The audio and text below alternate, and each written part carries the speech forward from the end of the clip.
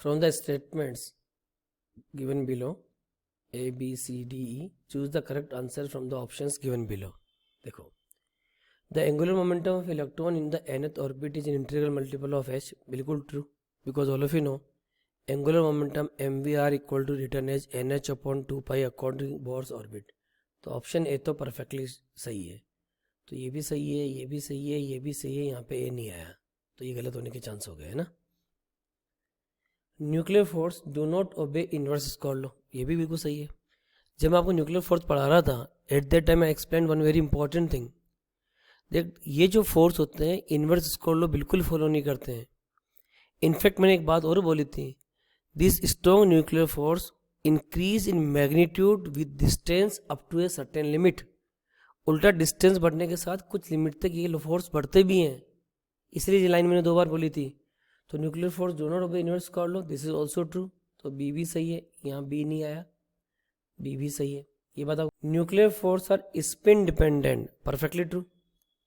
That also we have discuss. Spin dependent होते हैं लेकिन चार्ज इंडिपेंडेंट होते हैं, इसलिए ऑप्शन सी भी सही है. तो यहाँ भी ऑप्शन सी आ रहा है, इसमें भी ऑप्शन सी आ रहा है. तो अभी तक फर्स्ट और थर्ड दोनों चांस होने की पूरी प्रोबेबिलिटी लग रही है. D point, nuclear forces are central and charge independent. अब जो चार्ज इंडिपेंडेंट होते हैं वो तो सही है. प्रोटॉन में उतना फोर्स लगेगा जितना प्रोटॉन न्यूट्रॉन में लगेगा, जितना न्यूट्रॉन में लगेगा. लेकिन उससे पहले जो लिखा ना न्यूट्रल फोर्स आर सेंट्रल, ये गलत है, क्योंकि we all know very well neutral force is non central force. Basically it does not depend upon the distance between the particle. किस पर डिपेंड करता है? तो ओरिएंटेशन में डिपेंड करता है ना. अगर स्पिन पैरेलल है तो न्यूक्लियर फोर्स स्ट्रॉन्गर होगा, अगर स्पिन एंटी पैरेलल है तो न्यूक्लियर फोर्स वीक होगा. तो न्यूक्लियर फोर्स आर सेंट्रल, ये गलत हो गया. It should be non central but charge independent. Okay, तो ऑप्शन डी गलत हो गया. तो ऑप्शन डी गलत हो गया, तो ये गलत हो गया, फर्स्ट भी गलत हो गया. तो अब थर्ड की प्रोबेबिलिटी है कि थर्ड पूरा सही होगा. आगे पढ़ लेते हैं. Stability of the nucleus is inversely proportional to value of packing fraction, ये बिल्कुल सही है. तो ऑप्शन ई सही है. तो right answer of this problem is option 3. थोड़ा मैं इसको क्लियर कर देता हूँ ई पॉइंट को आपकी नॉलेज के लिए. देखो, न्यूक्लियर फिजिक्स में मैंने आपसे ये डिस्कस किया है कि पैकिंग जो फ्रैक्शन होता है, पैकिंग फ्रैक्शन, ये पॉजिटिव भी हो सकता है, नेगेटिव भी हो सकता है और 0% भी हो सकता है. अगर पैकिंग फ्रैक्शन 1 से ज़्यादा है तो वो न्यूक्लियस क्या होगा? अनस्टेबल.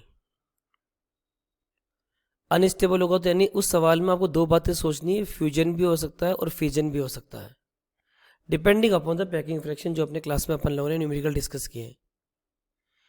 और जिस न्यूक्लिय का पैकिंग फ्रैक्शन नेगेटिव है वो स्टेबल हो जाएगा. ये बात भी हमने डिस्कस करी थी. So stability nuclear is inversely proportional to packing fraction. Yes, जितना कम पैकिंग फ्रैक्शन होगा उतना स्टेबिलिटी ज़्यादा होगी.